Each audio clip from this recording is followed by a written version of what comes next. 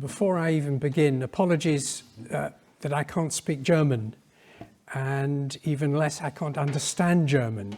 So I don't know what he's been saying about me. It could be terrible things, but there we go. I have to accept him on trust.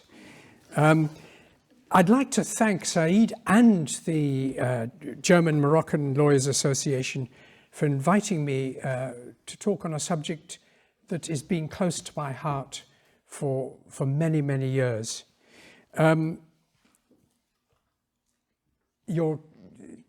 Said will, I hope, be explaining, for those of you who don't follow my English very well, Said may be occasionally interrupting me to explain what I've just said. I hope I can make it intelligible for others who perhaps know English a little better. I've been guided by him in assuming that you know something of the background of the Third Rif War of 1919 to 1927. And I hope I've framed my talk in a way that is relevant to you and interesting to you, which will provide perhaps the basis for a discussion afterwards, for questions from you, but also a discussion among yourselves. Because I know a lot of you, or several of you, because I've met you, will know about the situation in the Rif at the moment, as well as something about its history. We're talking here about the use of chemical weapons and its consequences. And I think we have to assert the significance of this war in relation to all the other uses of chemical weapons that we've known about. It stands out for several reasons. I think the first reason is it was the first time that chemical weapons were used against civilian population. It was the first time that it was used from aircraft, from aeroplanes. Now, the importance of this is that it was what's called in English blanket bombing, that is to say, over extensive areas, and not simply targeted, which is what artillery can do. This was actually over a much wider area. The third importance of this war is that it is still hidden. It was a secret war, and it is still a hidden war, hidden from public scrutiny. You can see the evidence, but that evidence is in archives, very often in secret code. And the example of another European power that used chemical weapons, and in particular mustard gas, Italy, they used them in Libya in 1928-29 and in Ethiopia in 1935 to 1936. The Italian state acknowledged that they used these weapons. It came late, the acknowledgement, but it was acknowledged nevertheless in 1995. But this has not been the case with either the Spanish or the French states, and nor indeed has the Moroccan state, as far as I'm aware, ever acknowledged that is used against their own citizens. And finally, I think perhaps the most significant aspect of this chemical war is that it had severe effects on the people who were its victims and on the environment. In the environment, in the Rif, and beyond to some extent. And I'll argue that those effects are still present with us now. And I think some of you in the audience will know about this. Okay, a quick history of chemical war anyway, because it's something that we are very familiar with now, and it is being used, for example, in Syria. It is being used probably in Ukraine, Russia and Ukraine. And so it's become something quite familiar. But the first use of chemical weapons was in the First World War, of course, and it was the use of tear gas in hand grenades by the French. It was also used in T-shells by the Germans. And then it moved on to, I'll be as rapid as I can, to chlorine gas, which was released by cylinders. This was on the front, the Ypres front in 1915, and then phosgene, which was another more lethal chemical, which was used on the Carpathian front against the Russians, and then chloropicrine and dysphosgene. I won't dwell a lot on these things. But finally, and most importantly, the use of sulfur mustard, often called mustard gas, in the Ypres front in 1917. And that became the favorite chemical weapon from then on. In 1918, in the First World War, that was almost exclusively the chemical they used because it was so lethal, so damaging, so devastating. It was used as recently as 1980 to 88 by Saddam Hussein in the Iran-Iraq war, and we'll talk a bit more about that and the research done recently on that question. I think we need to ask ourselves at this stage, well, what is the effect of mustard gas? The immediate effect is, I think you can see in another slide, that is a picture, I believe, from the First World War of the effects of mustard gas on the hands of a survivor. It is a liquid mustard gas. It is not a gas. It's a liquid that can come in the form of very, very light rain. It is a vesicant, that is to say, it is a burning agent. And it causes, amongst other things, blindness, permanent or temporary. It damages the nerve cells. It creates cancer, TB. It is also a pollutant. It pollutes water. It pollutes vegetation. It impregnates stones and it impregnates bricks. Buildings can be impregnated by mustard gas. The length of time it endures in these substances like stones and bricks is still open to question. It can remain active for weeks, for months, and maybe for much longer. When I went to see Abdelkrim's, we will talk about Abdelkrim in a minute, headquarters, his ruined headquarters, I was worried about touching the stones, touching the bricks of his ruined building, for fear that it might be still impregnated with mustard gas.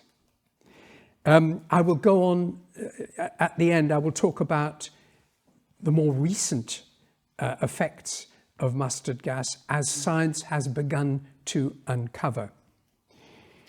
Okay, well, what about the legislation against the use of chemicals? Certainly after the First World War, when it damaged so many millions, certainly thousands and hundreds and thousands of soldiers, there was a big public outcry against the use of chemicals in any future conflict. The Versailles Treaty was particularly directed at Germany, and it banned German production of chemicals for the future. But there was also a general agreement that is not something that should occur in any future war. And then there was a more precise treaty that was signed in Geneva in 1925, the Geneva Protocol, where leading powers agreed not to use chemicals against other signatories. Now notice how easily it might have been, as a result of that, to use it against other people who had not signed. But they banned the first use against other signatories, not the second use. So if one country attacked another country that had signed with chemicals, that country could then reply with a similar use of mustard gas. Spain, by the way, signed the Geneva Protocol, but only ratified it. You notice all the layers of agreement or escapism involved in these things. Spain ratified in 1929, 2 years after it had stopped using mustard gas in Morocco. Can we see now perhaps the next one, the Yes, that one, that's fine. You will be familiar with the background to the war and the penetration of European capital into Morocco, which had taken place a long time before, but which turned into two spheres of influence in Morocco, the French and the Spanish in the north and the French in the south, or the French occupying most of Morocco. The British had insisted on the presence of a Spanish sphere of influence because they wanted to protect the port of Gibraltar in southern Spain, because this was a very important port for the empire in Egypt and in the Middle East. Those spheres of influence began to be threatened by rebellions against the penetration, not just of European capital, but of Christianity as well into Morocco. And in 1919, Spain, feeling that it should respect its role as protector of Morocco, began to move against small rebellions in the Rif in particular. And this led to the withdrawal of the collaboration of some tribal leaders like the Al-Khattabi family. And perhaps we could see a picture here of Abdelkrim al-Khattabi. He belonged to a very influential, very powerful family, the Khattabi family, who had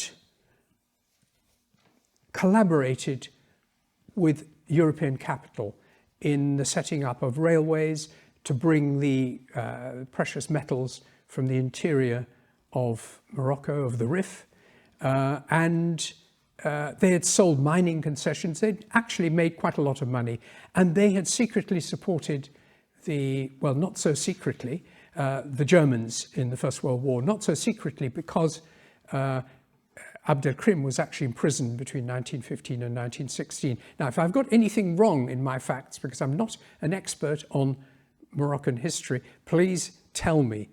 Tell me now, or tell me certainly afterwards. Now, Abdelkrim in particular had a very pragmatic relationship with colonialism.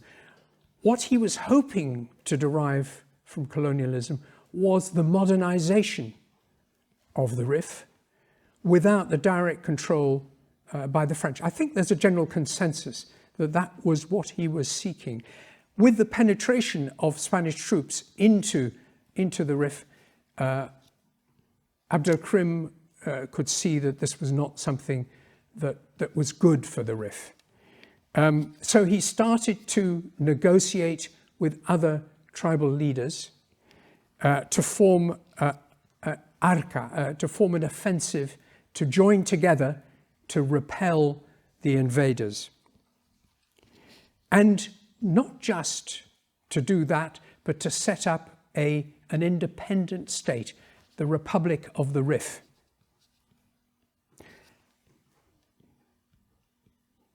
He was doing so against the Sultan, against the state of Morocco, of course. Here we see him, this is really jumping ahead slightly, but we see him negotiating. This is the best photograph I've been able to find. We see him negotiating 2 years later with the Spanish envoy for the release of Spanish prisoners after the disaster or the victory of Anwal, as I'll refer to in right now, actually. If we can move on perhaps to the next. This shows the spot where, the stone marking the spot where the General Silvestre was killed in the disaster of Anwal, which would have been regarded as the victory of Anwal. One of the things you will notice is that there's an image of Abdelkrim on the stone, something which is not well known, because of course Abdelkrim is not recognized except as a Moroccan patriot, but not recognized as the leader of the Republic of the Rif by the Moroccan state, as far as I know. There hasn't been any recent acknowledgement that he was fighting for the Republic of the Rif. You notice also that it was a wide area here. It wasn't just the village of Anoual, it was actually a very wide front. The Spanish had extended their front much too far in a way that they realized was dangerous, and they started to fall back. And at that point, Abdelkrim, very good military leader indeed, used his troops to fall on them. But it was also the troops that were fighting on the side of the Spanish, the mercenaries who were paid by the Spanish to fight, that turned on the Spanish. So that's one of the elements of Anoual that is often not recognized. And we see in the next one, in the next slide, if you could move there, the generals, Spanish generals inspecting the corpses of those that had been massacred. This gave rise to an enormous well of revenge in Spain and among the Spanish soldiers as well. Even the colonial officers with close contacts with the colonial troops, you know, they had a very paternalistic but friendly relationship with the Moroccan troops that they were fighting alongside them. They were won over to a new strategy, which was to use chemical weapons. And in August 1921, secret contacts were established with the Reichswehr. Now, why Germany? Well, Germany had produced 3 times the quantity of chemical weapons than any other country in the First World War. And of course, Fritz Haber had been the strategist behind the development of chemical weapons. But the main producer was Hugo von Stolzenberg, and he was sitting on vast quantities of unused, in particular, mustard gas. And this is what the Spaniards then started to seek, negotiating with Stolzenberg and with the Reichswehr, with the German High Command, to not just to buy German expertise, but to buy German supplies. So a contract was established, and those of you who've read Kunst und Müller, Rudibert Kunst und Müller's book, who established this very, very closely, looking at the archives here, they established a contract for the building of a factory in La Marañosa, near Madrid, near Aranjuez. And also they contracted Stolzenberg, who went over and made a study of the use of chemical weapons in Morocco, and came to a conclusion that mustard gas would be the most appropriate, because it would not just affect people, but also the fields, the cattle, the water, and so on. And a secret purchase was made of lots of supplies to use while the factory was being built near Madrid. And these quantities of mustard gas were then shipped in a secret operation in an attempt, a successful attempt, to avoid the scrutiny of the Versailles Disarmament Committee that was supposed to ensure that Germany would not use its supplies ever again. It was shipped to Melilla, I think via Hamburg, but certainly via 2 neutral countries, Denmark and Holland, and arrived in Melilla for use by the Spanish Air Force. I should say that already existing in Melilla was a workshop set up by the French expertise from the Schneider firm for the use of phosgene and chloropicrin. Now, the intention was no longer to use chemicals in particular mustard gas, as a weapon of war, but as a weapon against civilians. The offensive would hit souks, markets, villages, cattle, water supplies, fields, orchards.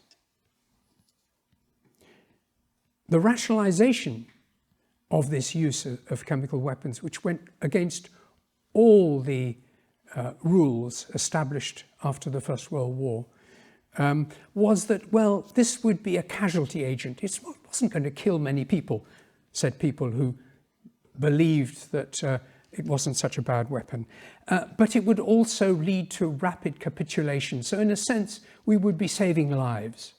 This was the kind of rationalization used by people at the time. It was an effort to reconcile 19th century military values with the brutalization caused by the war, by the First World War, ignoring all the evidence of the First World War.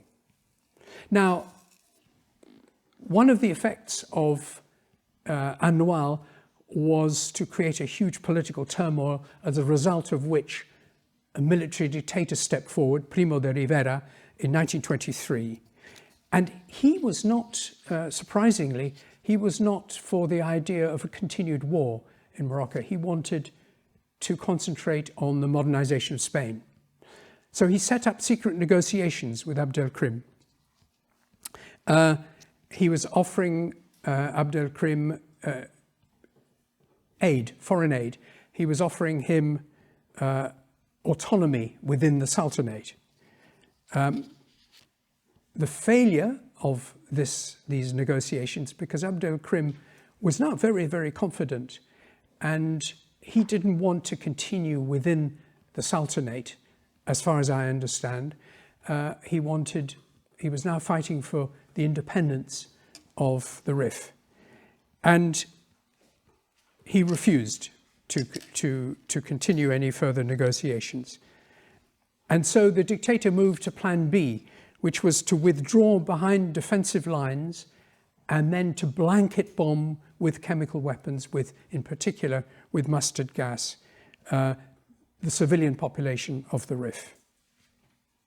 And the bombing campaign began on the 22nd of June, 1924. We actually have those details from the Spanish military archives. The first sortie by planes loaded with these chemical bombs, these mustard gas bombs, left Nador Airport. They carried 99 50-kilo mustard gas bombs, which they dropped on Abdelkrim's headquarters in Ait Kamara, on his hometown, Ajdir, and on villages in the surrounding area. Of course, we know that Abdelkrim had got away by then.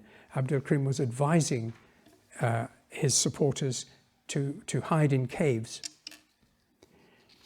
If we could have the next slide, please. This is just a detail. There's somebody I photographed in 2000, and he's holding a bomb carrier. Now, we can't be sure, but this may well have carried 10-kilo mustard gas bombs. And the co-pilot would unhook the bomb and drop it, which would explode on impact because it had TNT inside it when it hit the ground. And this guy, we'll come back to him soon. He said that his family, he was born after this explosion. We'll go into the details of what happened to his family, who were there when the mustard gas exploded. But he said that his family hid this contraption here because after the war, the Spanish went trying to collect all evidence of their use of mustard gas. And so they still retain this piece of evidence.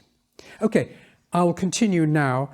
The campaign that was unleashed at this point lasted about for 2 years over those targets that I mentioned: markets, villages, cattle, water supplies, cultivated fields, orchards, and so on.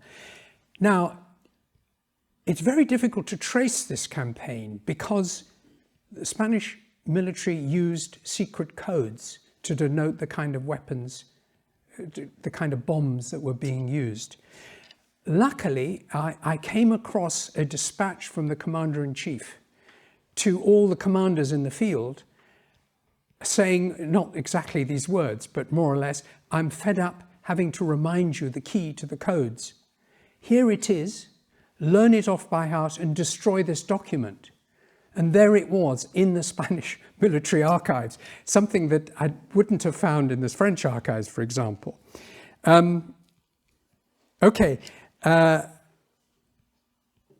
Later, it became more difficult to reconstruct the exact detail of the bombing campaign because the Spanish reporting on the bombs were more careless about what type they were. They would often refer to X bombs. Now, we wouldn't know if they were 100 kilo or 10 kilo bombs. They would refer to those special bombs. Again, were they mustard gas? Were they chloropicrin bombs?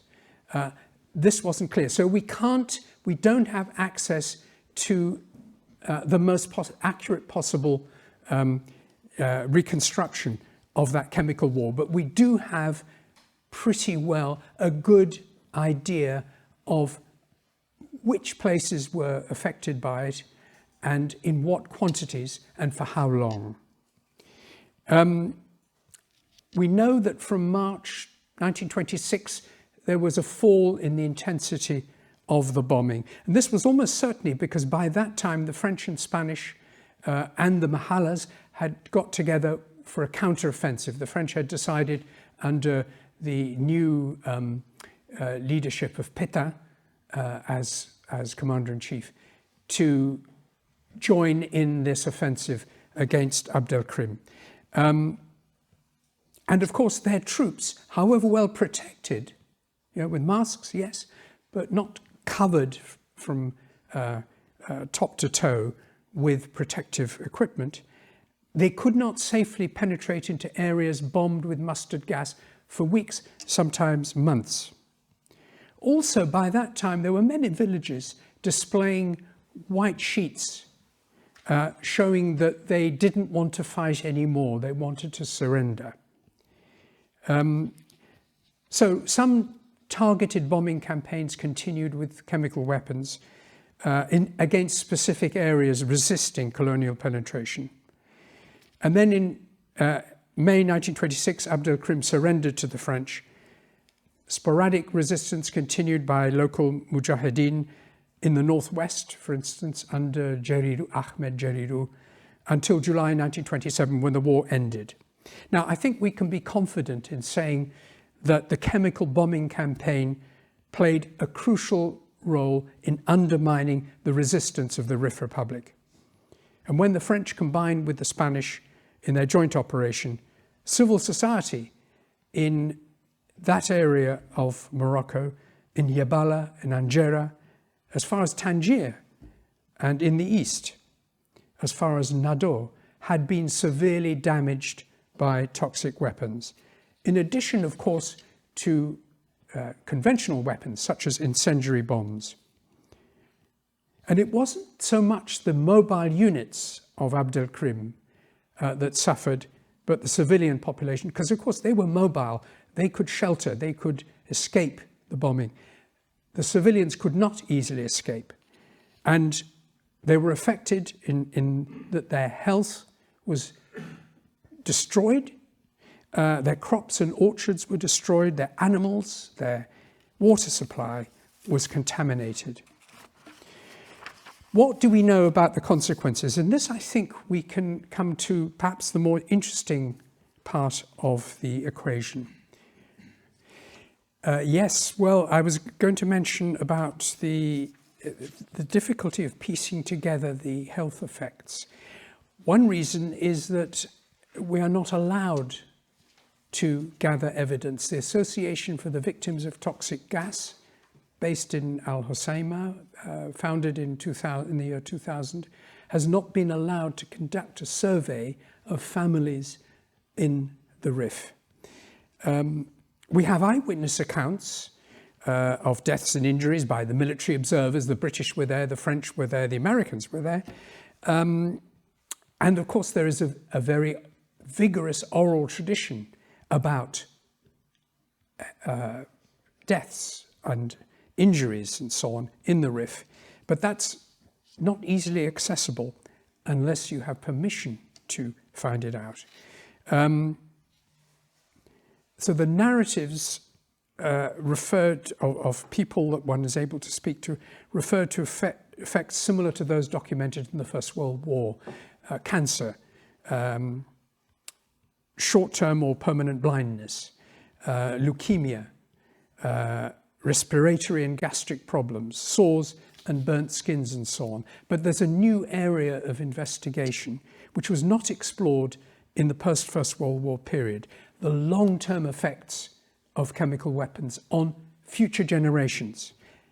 What we call perhaps the epigenetic effects or the teratogenic effects. Teratogenic referring to children born with malformations as a result of the damage done to the genome by mustard gas. Now, this has been proved scientifically in laboratories, for example, working on mice fetuses and so on and so forth, that mustard gas has that effect of damaging the genome so that future generations are affected by the cancer.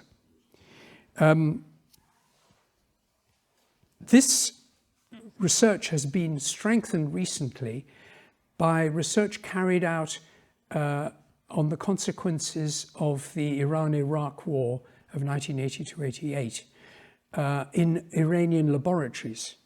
And this research, the results of this research has been published in scientific journals such as Interdisciplinary Toxicology and Conflict and Health. And one in particular I think is very interesting.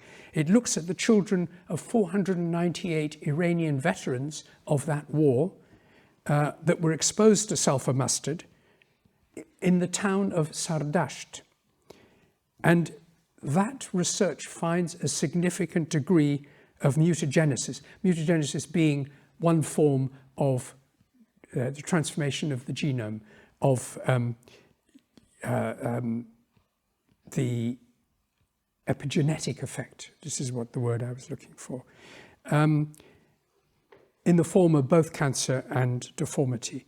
Now, if we could move to slide 9. Yes, thank you. That's it.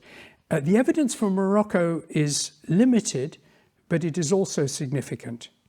Here is an unpublished epidemiological report from the Childhood Cancer Hospital, the only childhood cancer hospital in Rabat, of cancer in children between 1996 and 1998. And it shows that some 49% of the cases were in children from the north, from those areas bombed with sulfur mustard in the 1920s.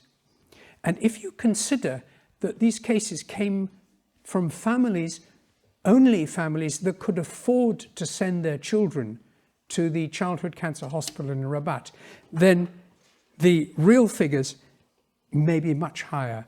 But of course, the informal evidence is overwhelming.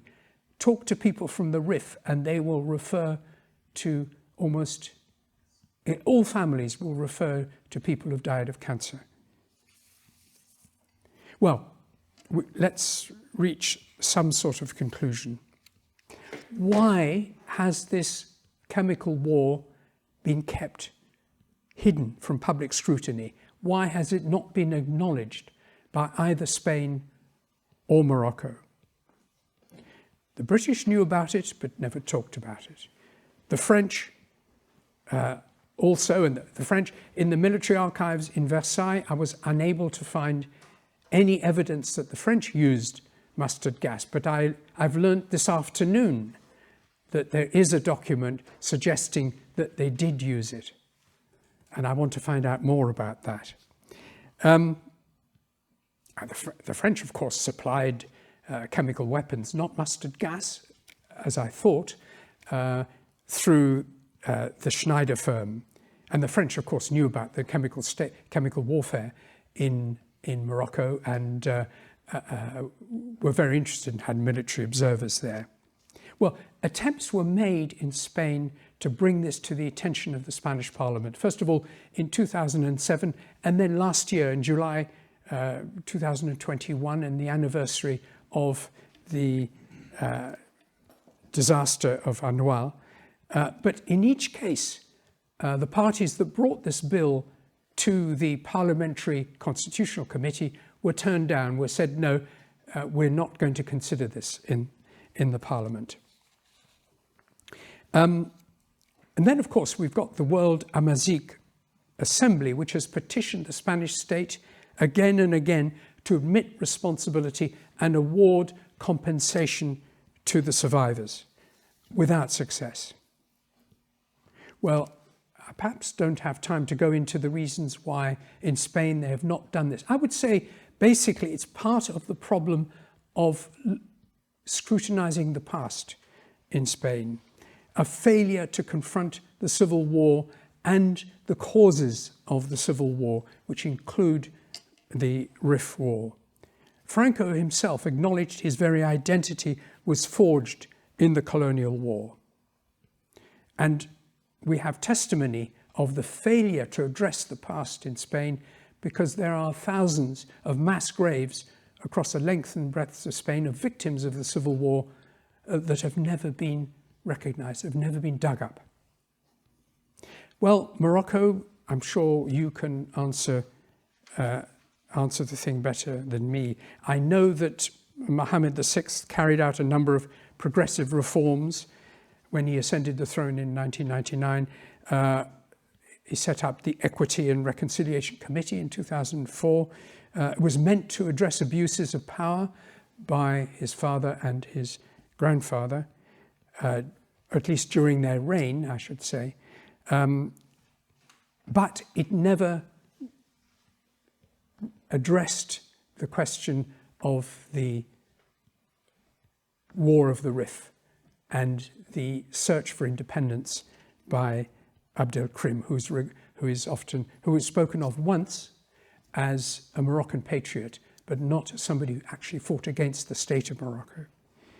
And as you will all know much better than me, my awareness of the Rif, it is a place which is denied infrastructure, unemployment is much higher, and unrest is endemic there.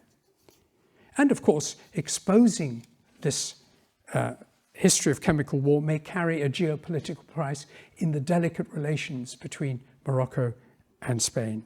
I just wanted to go over a few people that I met whose experiences really made an impact on me. Here's a photo of Mohammed Amar Hamadi. He claims that no vegetation has grown in the backyard, which is where the mustard gas bomb dropped 2 years before he was born.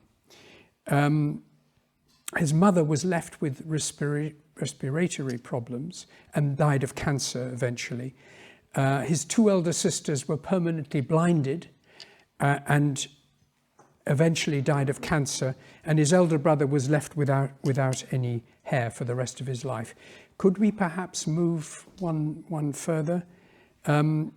This is somebody I interviewed on his deathbed, who had fought for the Republic of the Rif and later fought for Franco in the Civil War against the Republic of Spain. And this is an example of something that happened quite a lot. And this is really because Moroccans were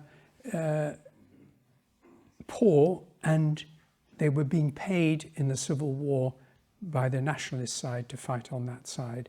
And it wasn't a commitment to the cause of Franco. Perhaps the next one. Here is a man who claimed to be 103 when I interviewed him. And here he is harvesting his harvest. Now, he was somebody who claims to have survived the chemical bombing. The next slide is of a man who didn't want to give his name. He was orphaned by the chemical war. He was left as a small child. And the next one, Salah Faraji, who witnessed the Spanish defeat at Abaran and also survived the chemical war. And finally, a name I find very difficult to pronounce. If you can move on. Yes, she's there, isn't she? Yes. She claims to be the niece of Danfil, who I understand, somebody can correct me here, was one of the last people who resisted the Spanish-French military offensive. Well, by focusing right at the end on a few individual experiences, I want to give a sense of the human dimension of the atrocity done to the people of the Rif as a whole. And I hope you have enjoyed the talk or felt solidarity with the people of the Rif. I'm sure a lot of you are from the Rif anyway. Thank you very much.